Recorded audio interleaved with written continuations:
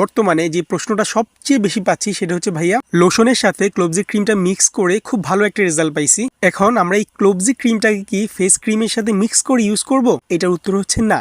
আপনারা কোনোভাবে এই ক্রিমটাকে ফেসে ইউজ করবেন না। এটা বডিতে ইউজ করে যে ভালো রেজাল্টটা পাইছেন সেটা ফেসে ইউজ করলে ওরকম তো পাবেনই না, বরং আরো ক্ষতি হতে পারে। ফেসে র্যাশ হতে পারে, স্কিনে প্রবলেম দেখা দিতে পারে। যেটা শুধু আমার কথা নয়, যারা ফেসে ইউজ করেছিল তাদের বেশিরভাগেরই ফিডব্যাক হচ্ছে যে ভাইয়া বডিতে খুব ভালো রেজাল্ট পাইছি, বাট ফেসে এটা র্যাশ হয়ে যাচ্ছে, ব্রণ উঠতেছে, ঝামেলা হচ্ছে। আবার কিছু এক্সেপশনাল ফিডব্যাকও পেয়েছি যারা বলেছে ভাইয়া ক্লোবজি ক্রিমটা ফেসে ইউজ করে খুব ভালো একটা ফিডব্যাক পাইছি, এটা খুব ভালো ক্রিম। আসলে ফেসে ইউজ করে ভালো ফিডব্যাক দেওয়ার পরিমাণটা কম হওয়ার কারণে আমরা ফেসে ইউজ করাটাকে সাজেস্ট করছি না। 80% ক্ষেত্রেই হচ্ছে যে ভাইয়া র্যাশ হচ্ছে, ভালো না, ব্রণ উঠতেছে। 20% ক্ষেত্রে যে ভাইয়া ফেসেও কাজ করে, বডিতেও কাজ করে। যেহেতু পার্সেন্টেজ কম, এই জন্য আমরা আপনাদেরকে ইউজ করার থেকে বিরত থাকতে বলি। তারপরেও যদি আপনারা চান, এটা আপনাদের একান্তই ব্যক্তিগত ব্যাপার, তবে ইউজ না করাটা